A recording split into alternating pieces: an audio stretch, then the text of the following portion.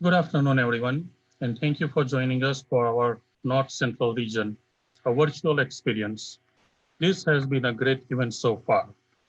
Thank you to all of our exhibitors for participating in our trade show and to all of you for taking time out to be with us today.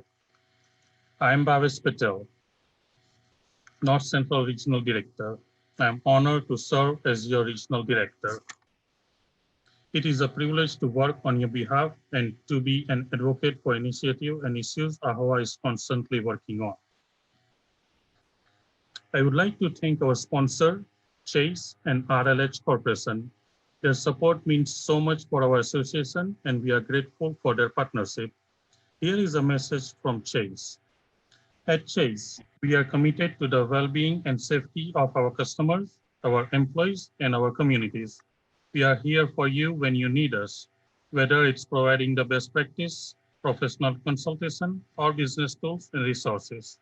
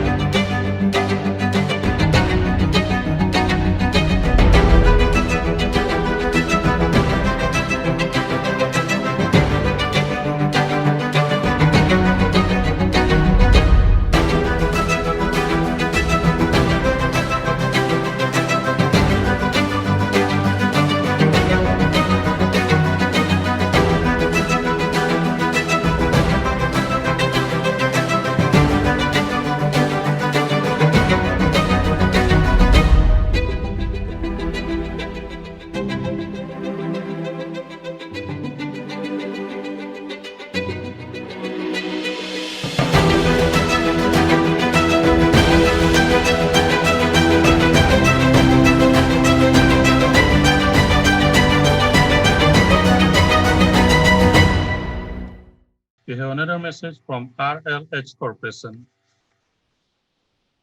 RLH Corporation is an initiative hospitality company focused on the franchising of 8 brands from upscale boutique to economy hotels. They emphasize maximizing return on invested capital for their nearly 1,000 hotel owners across North America through relevant brands, industry-leading technology, and forward-thinking brand service. RLH Corporation thanks AAHOA for being a major industry partner and providing our hotel owners and operators with an association where hoteliers' voices matter and innovative resources are readily available. All right, we have breaking news now. World Health Organization has just declared coronavirus a pandemic at this point.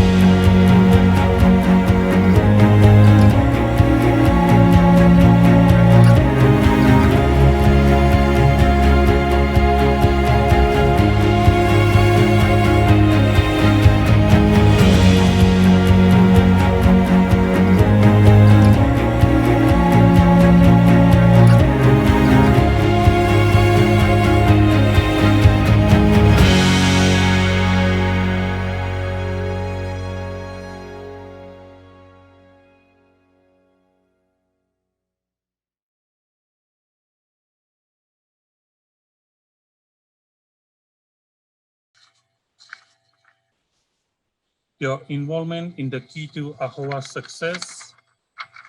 Our officers, our board, and our ambassadors are all volunteer. I would like to recognize our North Central Region ambassadors. They work tirelessly to support AAHOA in our region. I would like to thank Ankur Patel, Bipin Das, Hemant Desai, Mitesh Patel, Neela Patel, Rikesh Patel, Riddhi Patel, Robin Patel, Snehal Patel, Viren Patel, Vishal Patel, and Yogesh Patel, Nitesh. Thank you to all our ambassadors and for all you do for our region. Now let us take a moment to review our regional performance. As you can see, The North Central region has 675 paid members, 475 lifetime members. I urge you to encourage your networks to join our or renew their AAHOA membership. Hoteliers are struggling right now, and we need to rely on each other more than ever. If you have a friend or family member who is not yet an AAHOA member, help them out. Encourage them to become a member today and take advantage of all the resources that AAHOA offers. As a reminder, AAHOA membership is free for those of you who own a RLH Corporation or G6 franchise. Also, if you or your fellow hotelier is a Wyndham franchise who has never been an AAHOA member, you too are eligible for a free membership. Now, I would like to give podium to Robin. He will give update on AAHOA PAC. Thank you. Good afternoon, guys. My name is Robin Patel, your North Central Regional Ambassador. Like Bhavesh had said, to reiterate, yes, hoteliers are struggling, but guys, yes, we feel your pain. I feel your pain. There is a lot of businesses that are struggling due to COVID.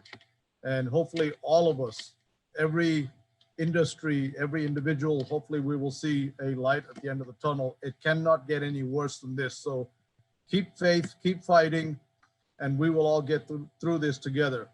This year, our region has raised $2,961 for the AAHOA PAC.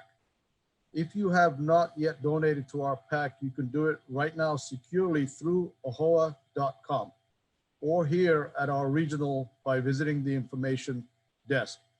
Your support is greatly appreciated. Here are names of those who have donated to the AAHOA PAC fund. We are grateful for your support. PAC donors in your region: Bhavesh Patel, $1,001. Kantu Patel, $500. Bhavin Patel, $365. Devin Patel, $365. Mitesh Kumar Patel, $365. Viren Patel, $365.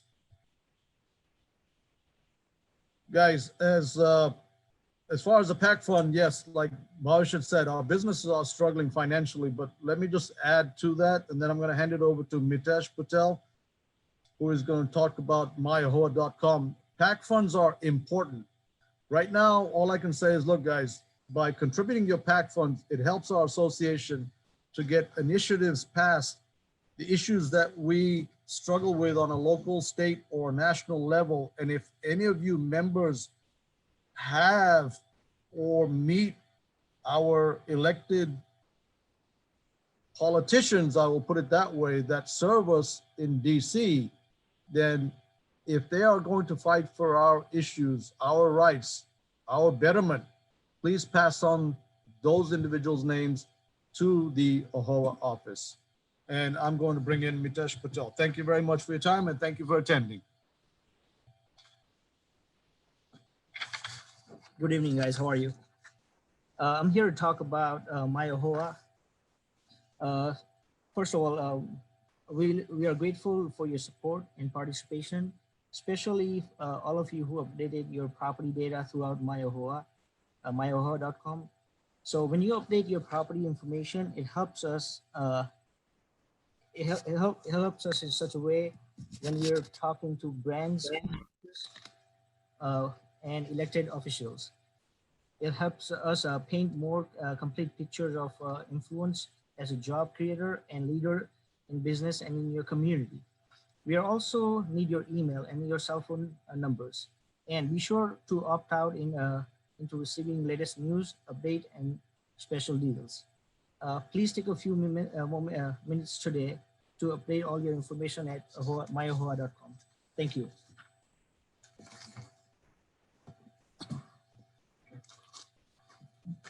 So we have several upcoming events, important events coming up, including additional regional.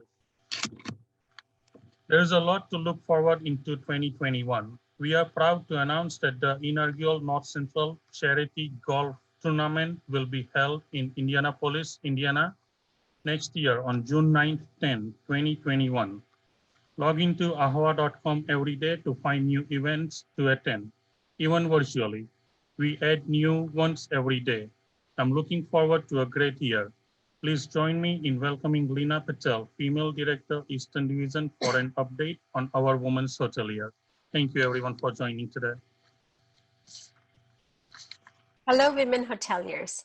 At our San Diego convention, we took a moment to celebrate ways we can learn from one another, inspire one another, and set ourselves up for a year of progress and success in our businesses. Women, especially the women of AAHOA, have a history of building up one another. But women don't just help women. We speak up in support of hotel owners across America. Women hoteliers met with members of Congress, legislative staff, state representatives during the Legislative Action Summit and Capitol Hill Days in states across the country in order to share in real terms how policies affect small business owners. We fundraise for the AAHOA PAC because we understand the importance of making sure Congress is made up of pro-business leaders who understand our industry. And in the midst of all of this, we continue to give back. We pay it forward. We help the next generation of hotel owners. We prepared holiday care packages for children in foster care, and we gathered much needed supplies for women in shelters. I think you'll all agree with me that this strange season has inspired us all to stop and think about what's really important and the kinds of leaders we want to be. I also want to tell you about the Women Hoteliers Focus Group.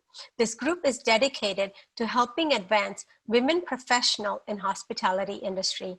If you want to become more involved, to build your network, connect with the industry leaders, and grow, I encourage you to join us. Until business is back to normal, I've been thinking a lot about how I can invest in myself and in my team to become the strongest we can be. And I'm so thankful for the endless resources AAHOA has for me, whether I'm at the office or enjoying a moment of peace and quiet. If you've been thinking about this too, this idea of taking some time to invest in you, I hope you'll join me. I've thought about a few ways, all the things that I can do on my own schedule at my own pace. For example, taking one 20-minute AAHOA webinar every day between now and New Year's Eve. I want to be more informed about sales, and AAHOA has more than 20 classes on that topic, all free and in a format that fits my schedule. Or maybe even having my team take the new AAHOA P&G Professionals Training in Hotel Sanitization and Cleanliness, the latest training certificate offered from the AAHOA Hotel Owners Academy for hotel owners and their staff. As travel resumes, we want our customers to feel confident and comfortable when they choose to stay at our property. This small step will make a big difference. I hope you'll join me this season in choosing your way to invest in yourself because you deserve it. Thank you.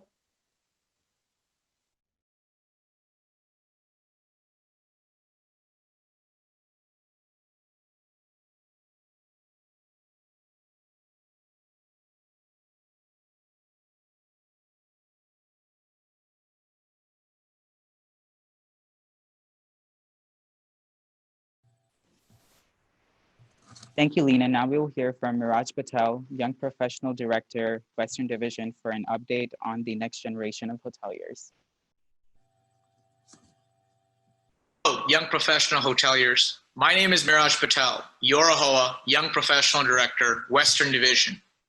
The people on Capitol Hill and in state legislatures across the country might understand on a theoretical basis what we are going through. Sure, people aren't traveling as much these days, and the hospitality industry must be feeling it, but the message really hits home when we put numbers in front of them. This is where you come in. You may have heard this before. AAHOA is asking you to update your property data. It would have been helpful then, but it is absolutely very critical now. We need to paint a clear picture of what America's hotel owners are going through. That means the number of hotels, the number of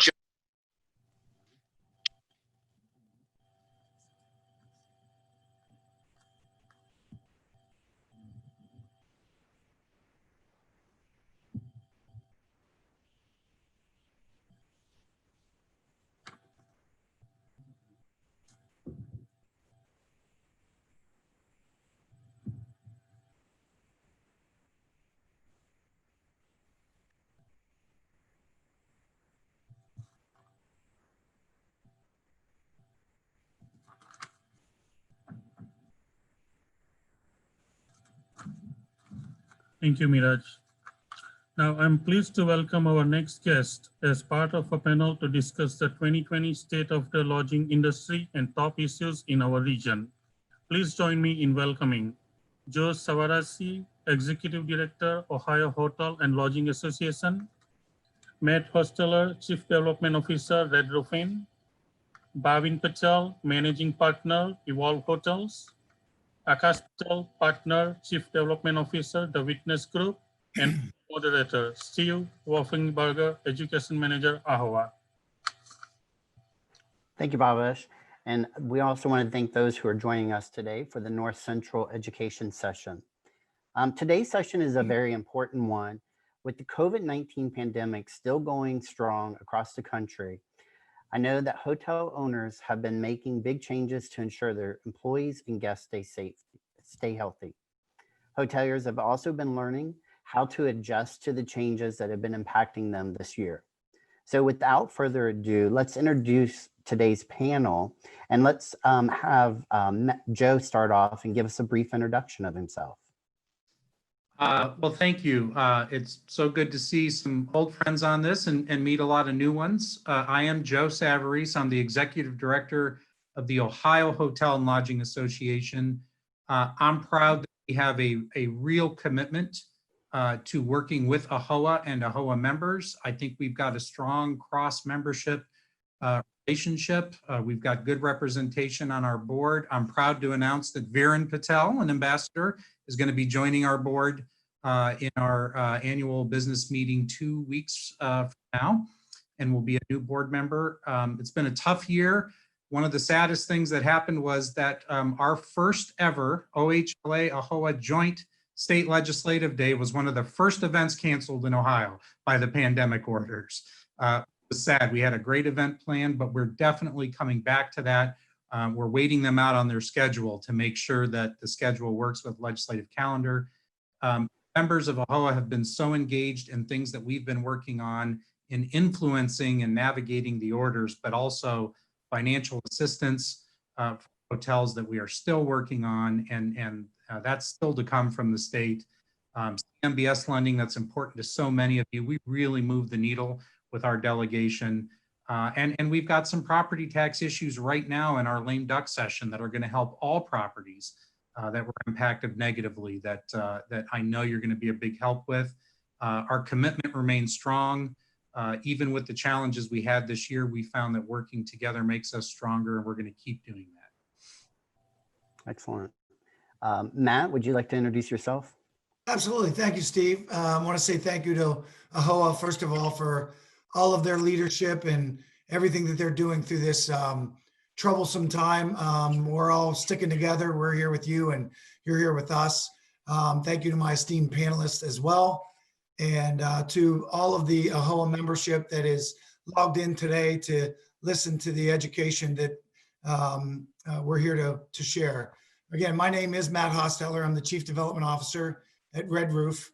I joined Red Roof in 2014, rejoining the hospitality industry after several years in the real estate franchising platform with Coldwell Banker and Coldwell Banker Commercial.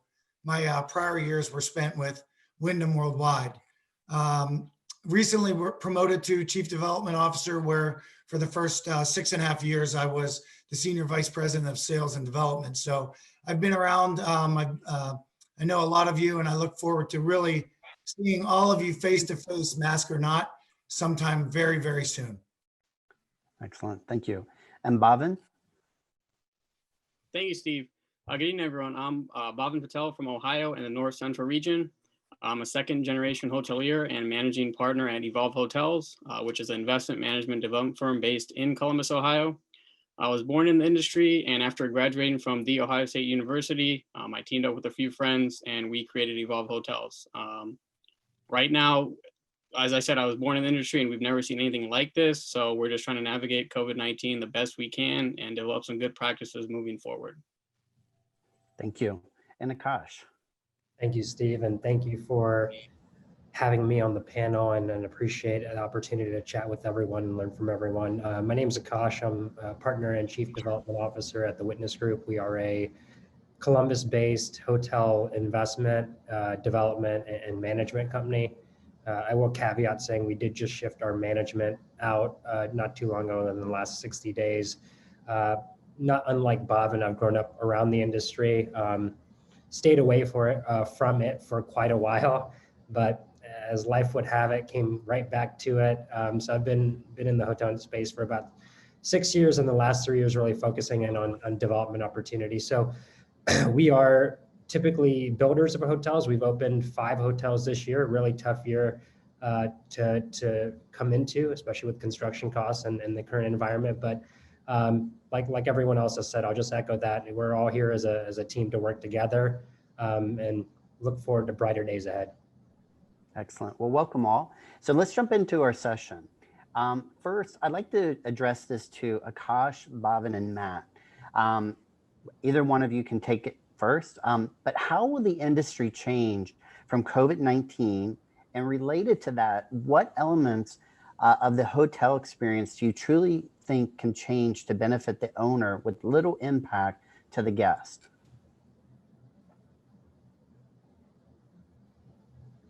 Somebody going to raise their hand first? I'll jump in. This is Matt from Red Roof. Well, as we all know, COVID's changed our environment and our industry in so many different ways now, from, reduced corporate and leisure travel or little no events of all types. I mean, all of the Columbusites know that there's big football in Columbus, Ohio, and right now there's no people.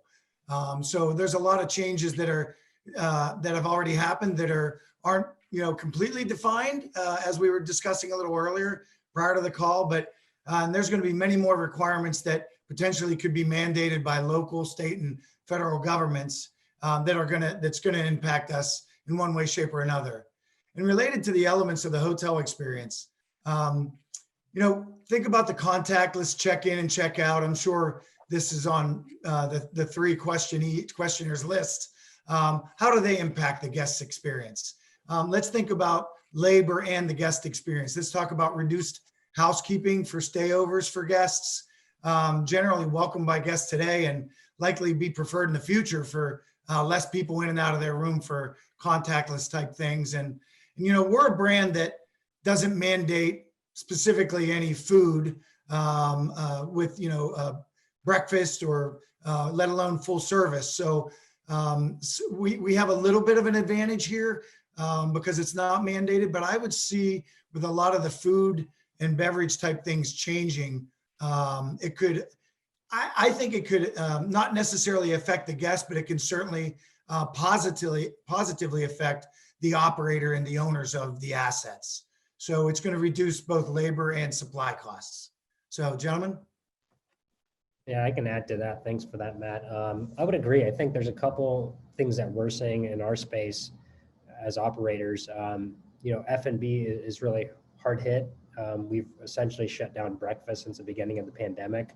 I think what that's led to is a larger conversation about what is actually served in breakfast and what are the costs of doing so.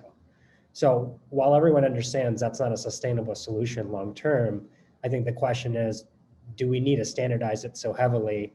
And I think you've seen a lot of flexibility in the short term with franchisors coming out and providing you different guidance at different occupancy levels.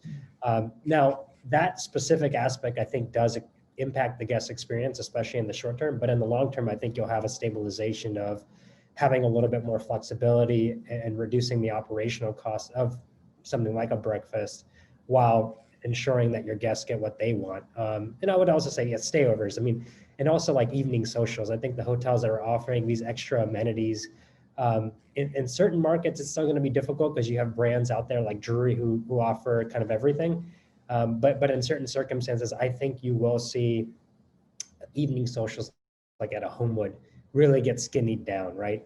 Why have that extra person there? Why offer all of that if you don't need to? And then I would also say for guests who are staying multiple nights, reduce service. I think service might become an opt-in versus a standard.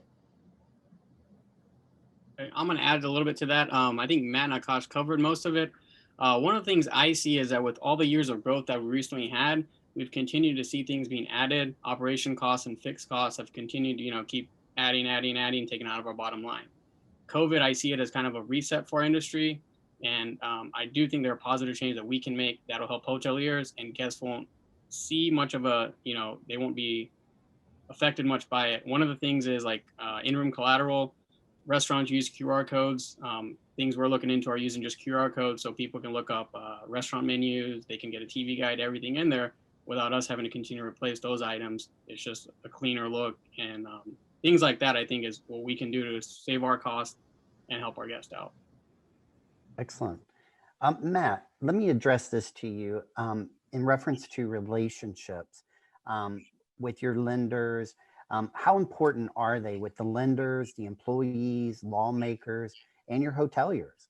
And are there any relationships right now that you're that are helping your hoteliers get much needed relief right now?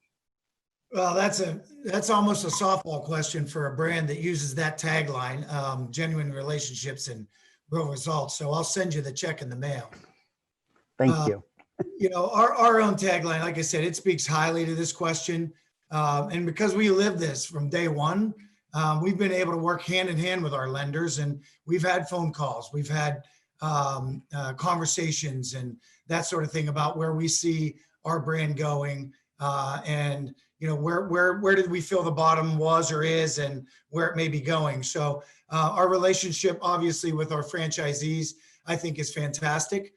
We are one brand that has the ability to get to anybody in the company. Our cell phones ring, we answer. I take FaceTime calls, that sort of thing, to have conversations. So it's very important that we, again, genuine relationships, real results. We stand next to our franchisees because we are not only the franchisor, but our biggest franchisee is a part owner of nearly 120 properties that are franchised with us.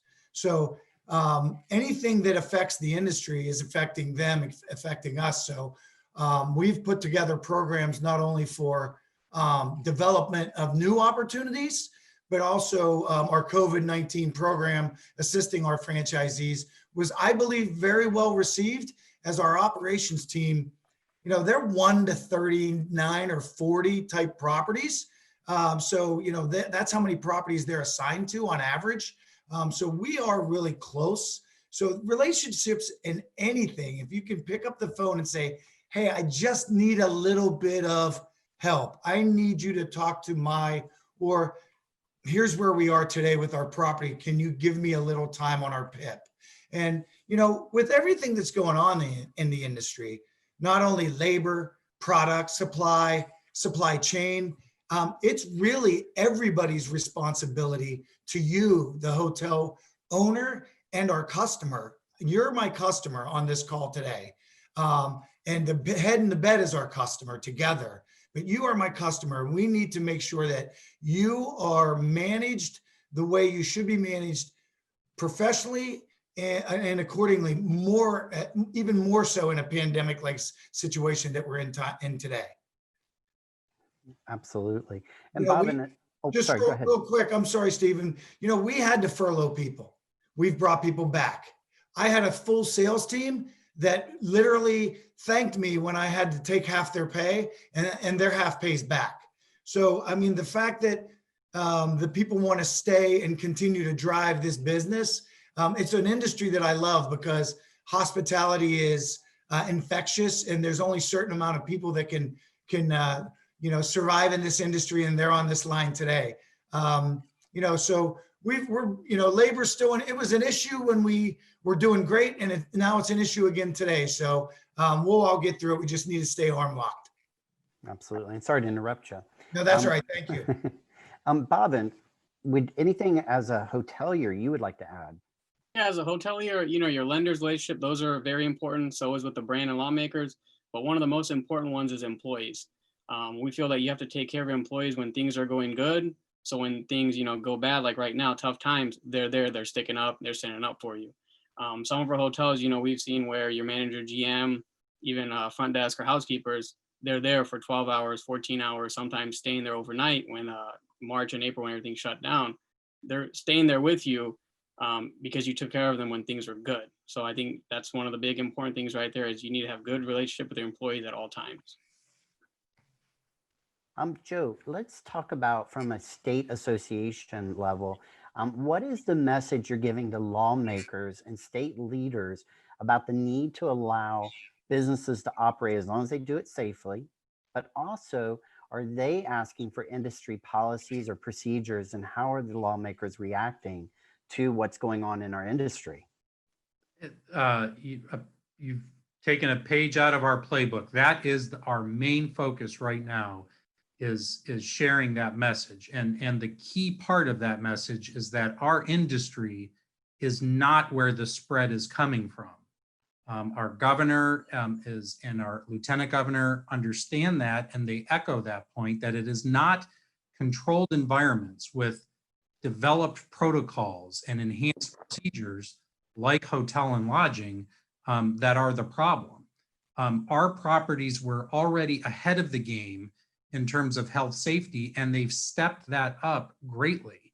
Our industry protocols and guidelines and procedures, they exceed what the state of Ohio puts out in its guidelines and operating requirements.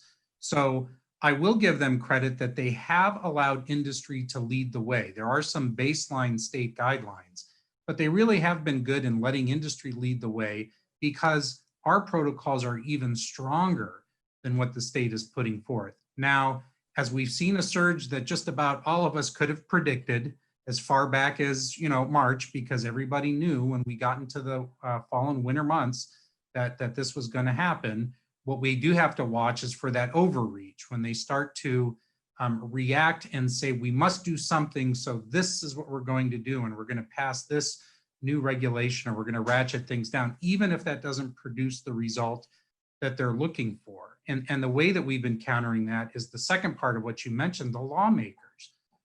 I think that it's true in Ohio, and I suspect it's true in some of your other states, that legislators want more say in what's happening in their states. And I encourage you to use that as an avenue. Now, all the legislators in Ohio don't necessarily agree with every action that the administration is taking, even though the administration and both houses are controlled by the same party. It's not a party politic thing. The administration saw its responsibility as limiting the spread, getting the curve down, and saving lives. But we have to balance that with the economic impacts, and the legislature has reacted with alarm with those numbers that we were sharing, that we were talking about one of the earlier questions, and in the preambles too. That's why those numbers matter, so that we can quantify this for them, demonstrate that we have some of the safest operating environments out there. I will put us up against any other industry, differentiating ourselves between the places where we are seeing problems, and letting the state officials, the governor, lieutenant governor, the people carrying that message, understand that we are open for business. It is safe to travel if you do so safely with the guidelines, and that's what our operators do. So we've been very adamant about that. We think we're in for some rough weeks ahead. We were talking before the call about our governor signaling there could be more orders coming, but we've got to do it logically in a way that doesn't just kill more businesses, put more people out of work, and start to create permanent damage if we're not careful. Absolutely. Akash, let's look at banking and financing. Has your organization had to restructure any of your loans? And are your lenders working with you? And what are your biggest needs right now, and especially on the lending side?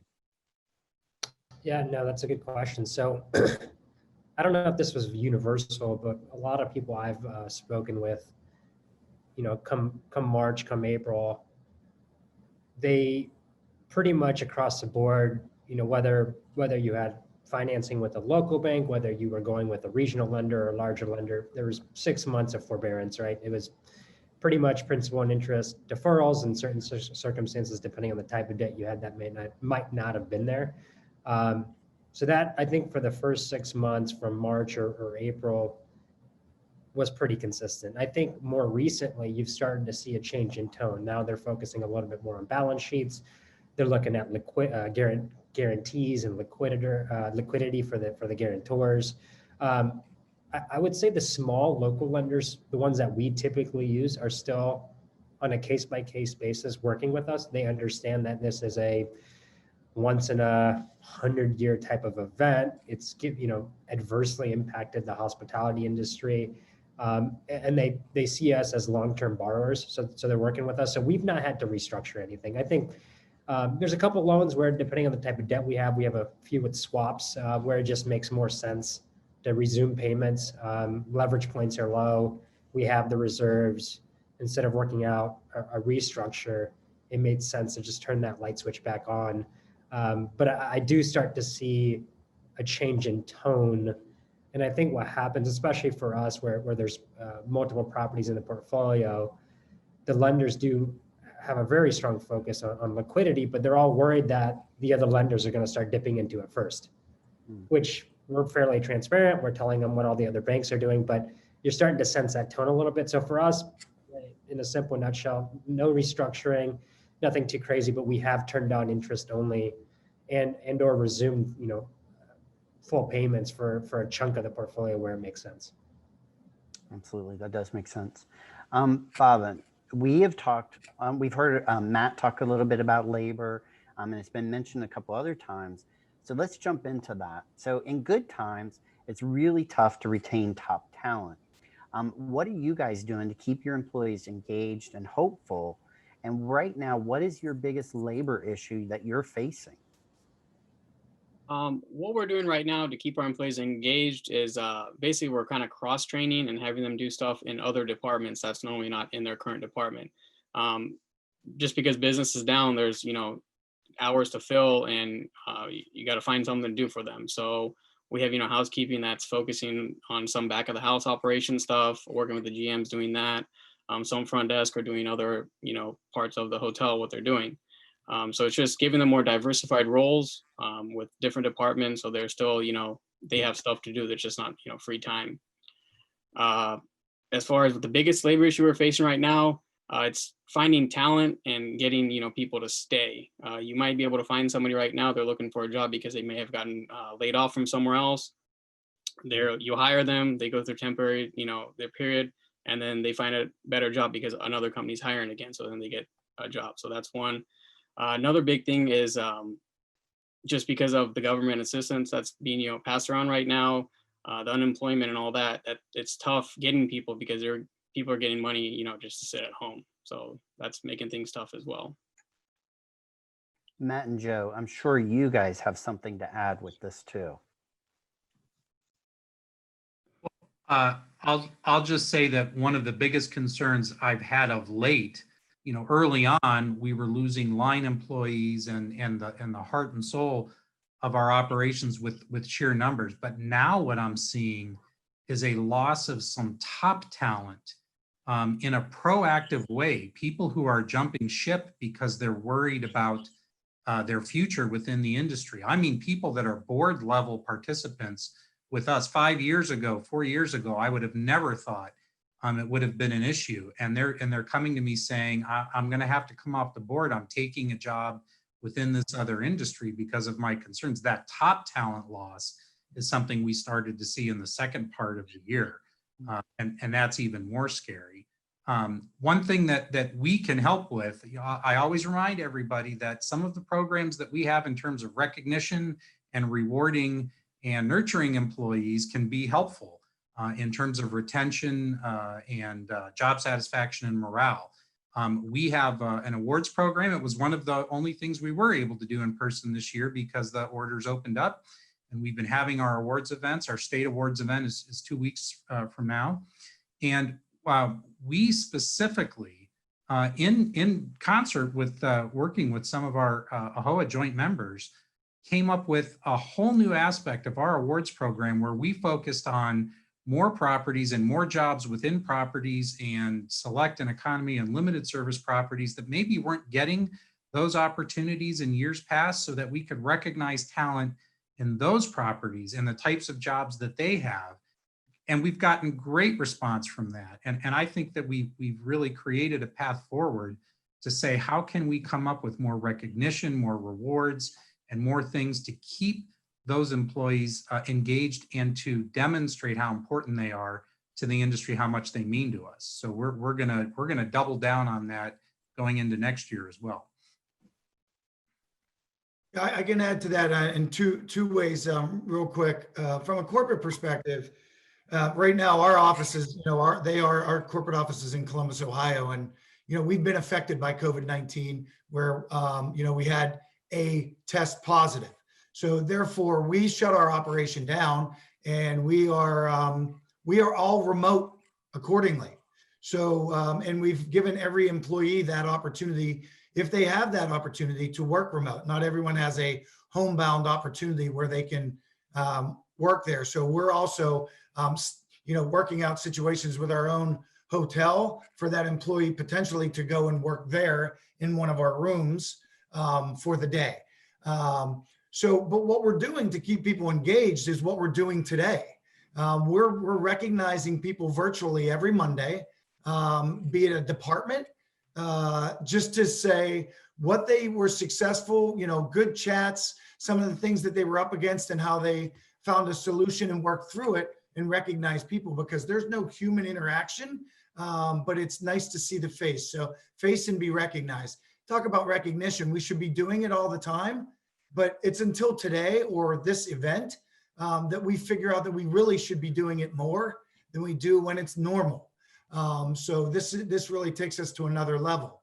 Now at our properties, my leadership at the property level tell me that, the labor issue, obviously keeping them motivated, and how do we handle those employees? They have that opportunity to, if they don't feel well or they don't feel comfortable, to not come in, just like everyone else. And if that's the case, from our corporate perspective, our general managers, our assistant GMs, everyone has decided that it's all hands on deck. And if I'm a local sales director, I may be helping clean rooms today. So everybody in our organization, in our management, on our management side of the properties, pretty much are cross-trained as well. We have a very long tenure of employees with Red Roof, and we're very proud of that. And situations like this prove their value whenever they all kick in and help us through these situations. So, and again, recognition specifically during this time. And, at this point, if someone's not able to come in and someone else is able to work longer, it becomes to their benefit as well.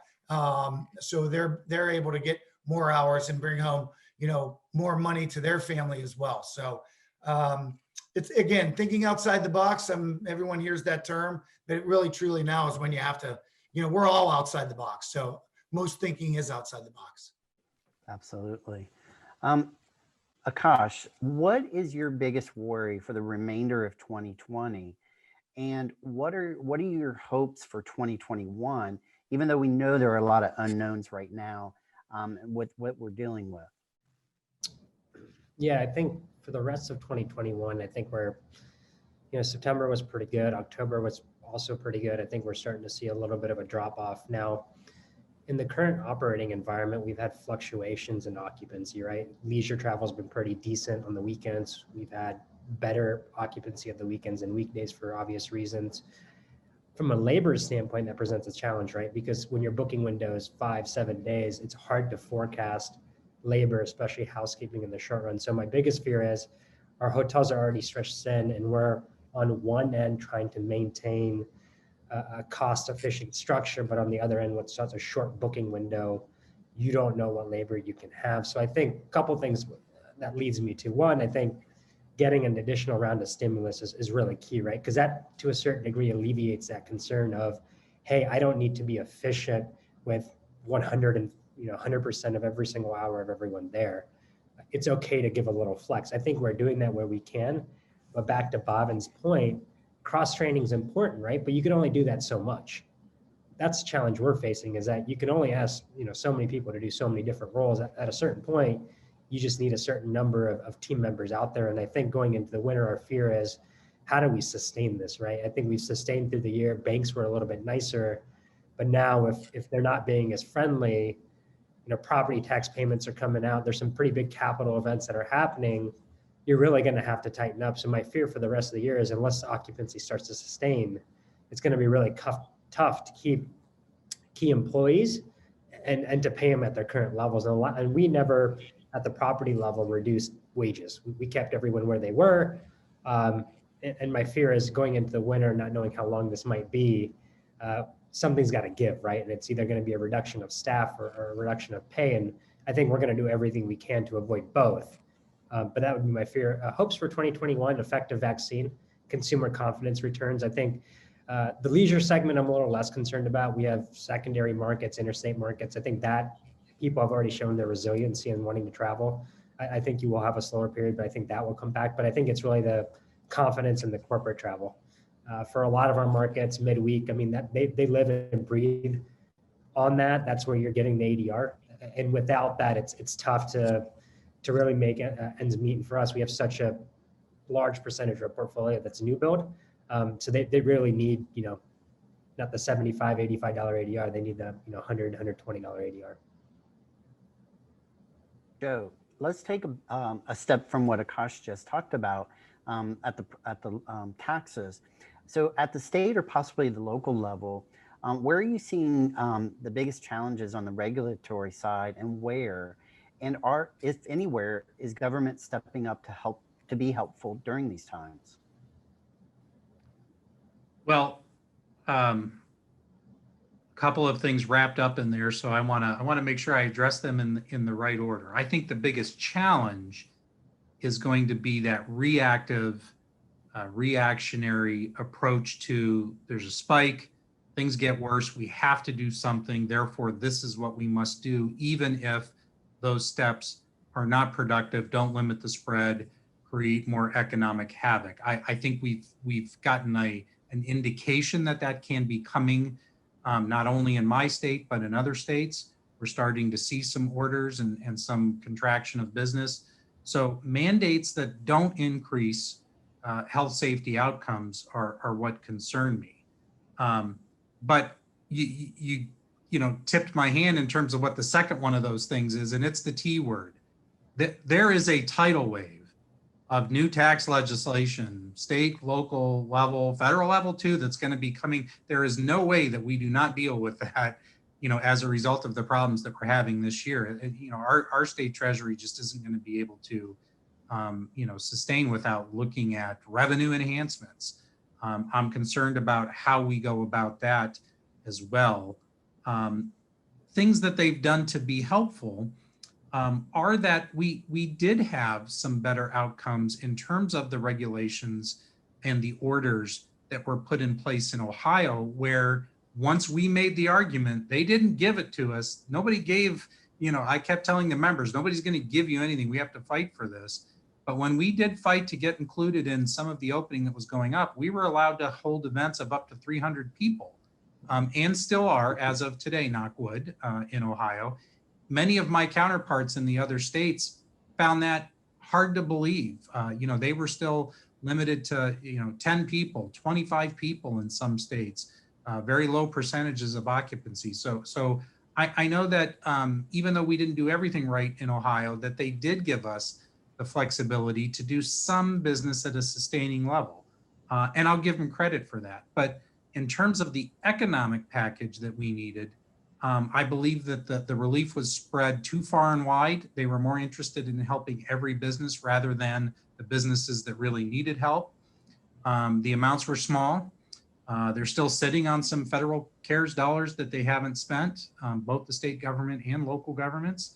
All of those are troubling. I think that we need some larger programs. We're working on that with the next round of stimulus, but we need to do some things that are needs-based, and there's some needs testing, because if we test for need, our industry wins out, because nobody's going to need that economic support more than we do. And this the political approach of just giving everybody a little taste and a little bit of money just really wasn't helpful. I heard from so many businesses, including a lot of restaurants that we don't represent, but the restaurants who they touted they were helping, this $10,000, this $2,500, doesn't help me. I lost $2,500 because the liquor cutoff is 10 p.m. That's a Friday night. for me. So I think we need to take a deeper look going forward that parts of the economy are struggling more than others. That means us. And we've got to direct the support that way and make sure that the orders and restrictions, the regulations that they pass aren't focused on the parts of commerce that are not creating the spread. Absolutely. Bhavin, let's take a little bit from what Joe was just talking about. To cover for those increases, let's talk about forecasting revenues. What steps are you guys taking for the remainder of this year, and what are you doing for next year? Forecasting revenue, it's kind of difficult since we're seeing a more condensed booking window. So, everything we're looking at a shorter period. So as Akash mentioned in the previous question, it's just been difficult. And then, balancing our labor to be more efficient, it's just very difficult to do. I don't know if Akash and them have a better way of how they're forecasting their revenues. No, I don't think so, really, to be honest. I think, we're looking at on the books, we're looking at change and on the books. The booking windows are short, but we're tracking, like, as an example, when we were looking between September and October on the books, say 2 weeks before October started, and then going into that last week before it started, it looked fairly similar, but you also had 5 weekends.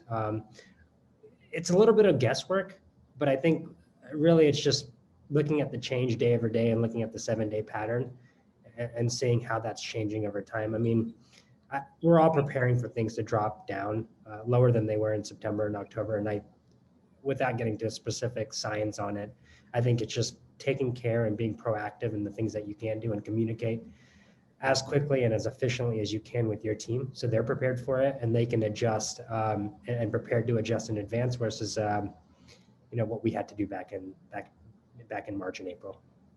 Absolutely. Matt, what about you? What are you hearing from your hoteliers in reference to forecast revenue numbers?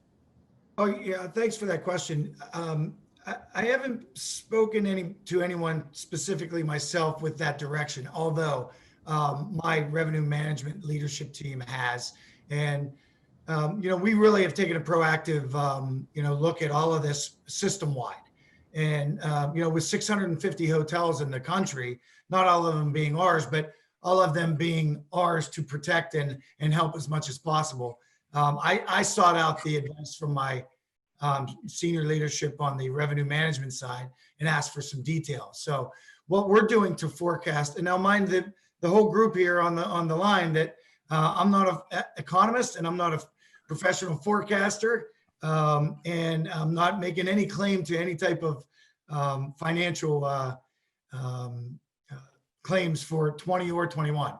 But our company has taken a look at it from a two-prong approach, top down and what they call recovery trend. And the top down approach is incorporating like a lot of the macro trends for the hotel industry, particularly impacting the economy segment where we sit. So we expect a relatively weak Q4 and Q1, obviously due to the COVID increases. So, all right, news at 11 on that. For Q2 and Q4 of 2021, we're expecting to reach 90% of 2019. Leisure travel levels and some group business will come back in for Q3 and 4. We have a large corporate travel base, believe it or not, in the economy segment with our hotels. We have a huge national account sales team. So a lot of this travel helps us forecast this top down. Our forecast shows a RevPAR growth of about 8 to 10% in 21 from the 20 levels, which is better than some forecasts in the economy segment. And again, but we've also incorporated a bottoms up level forecast based on the recovery performance, which I'll tell you right now, our recovery trend. So they've evaluated the recovery trend from each hotel to determine the time it will take the hotel to recover to 2019. So 3 different groups: top performing, normal recovery, and slow recovery. Top performing group was about 30% of our hotels that performed very well in this pandemic in the industry. Most of our extended stay product, despite COVID, is performing 5 to 8% ahead of last year. Hint, hint, developers. Normal recovery group, hotels that are impacted by COVID but are expected to reach 2019 levels by the end of 21. These hotels maintain good local business base, and they're located in suburban, resort, or interstate areas. I had somebody call me today and say, hey, I've talked to some of your franchisees that are up and down the main highway, and they also seem to be doing very well. But the slow recovery group, who I'll tell you next, and you'll be able to figure out the difference, impacted most by COVID. This was April and May of this year. These were down 60 to 80%. They came back to 60% occupancy during Labor Day, and they're probably going to end 30 to 40% down compared to 2019. These are urban airport locations and have very, very limited ADR opportunity right now.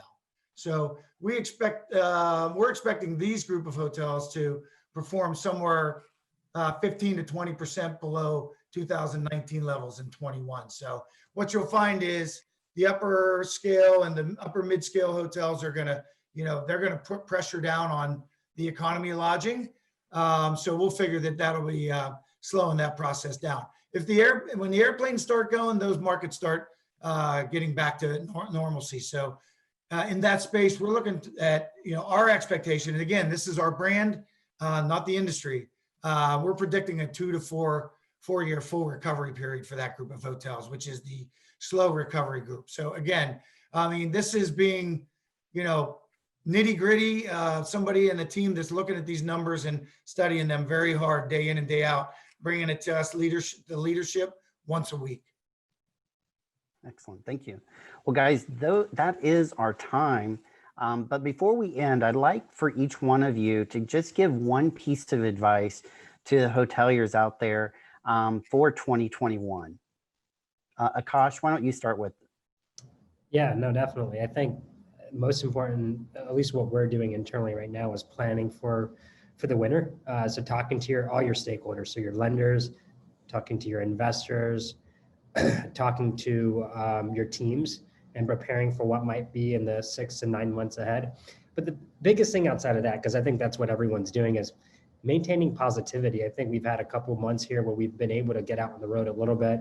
I've had an opportunity to stop by and just stop by and thank the teams for everything they're doing. And I think, like we mentioned earlier in the call, it goes such a long way when you go out of your way to thank them. But, Ohio's been good, Indiana's been good in terms of being able to travel. And for us, I think that's the most impact. I mean, yeah, these bigger things, of course they matter. But, seeing a smile on the team member's face and seeing all the housekeepers, engineers, light up when you thank them for everything they're doing and then being recognized, like, I would say just keep doing that for the next 6 to 9 months. Great. Bhavin? I would say I'd follow Akash says, don't lose faith, take care of your guests and your staff. We're seeing a lot of, discounted room rates just because you're not getting a lot of money from them, still appreciate your guests that are coming in. Another big thing is maintain your property. Don't try to reduce your expense. Money's not coming in, but don't try to save money by not doing the necessary repairs and maintenance, because when things turn around, if your property isn't in good shape, then you're going to lose more business. If you have a property that's in good shape and when things turn around, they're going to be coming to your hotel and you're going to be picking up business versus the properties that didn't take care of their properties during the pandemic. Thank you. Joe? Next year is going to be a big year for something that AAHOA and its members are so great at and excel at, and that's engaging on the public policy side. You were doing that with us this year. We were working with you. We were banging on the door, but there wasn't always somebody there this year. There was a lot of paralysis, a lot of shell shock going on. But next year, as we're working on these things together, we're going to need that help. We're going to need to collaborate more than ever before. You're all so good at that. We've been working closer together, but I urge everybody, work with your state associations as well as on the national level. There's such good partners in every state, Michigan, Indiana, you name it. We were talking about Illinois, my counterpart before the call. Engage with us at the state and local level, because there's going to be a lot of things that we're going to have to fight for next year. Absolutely. And Matt? I could just say ditto and we could all go, but I would really stress to be involved with AAHOA. I know, I see, I read, I share, I talk to AAHOA membership leadership every week. They are working their tail off for all of us, and we certainly appreciate it. So what I would ask that all of us do is to lead with empathy and understand that the customer that's walking in the door chose you for a reason. They're in your door. Don't let them go out your door. Make sure that everything that they experience with you, your staff, your asset, no matter what brand it is, makes them want to come back. Because now is the best time for us to be the absolute best leaders and employees of our brands. And again, working together, we will be strong. We will come out of this. And just know that we will do it together. So I thank you for allowing me and our organization, Red Roof, to be represented on this call. Thank you, guys. Again, we want to thank Bhavesh and AAHOA for allowing me to moderate today's session, and for everyone that joined us. We also want to thank Joe, Ohio Hotel Lodging Association, Matt, Red Roof, Bhavan from Evolve Hotels, and Akash from the Witness Group. We are now encouraging you to go over to the main room to hear the officers' update. Thank you, gentlemen, for your time. Thank you. Thank you. Appreciate it.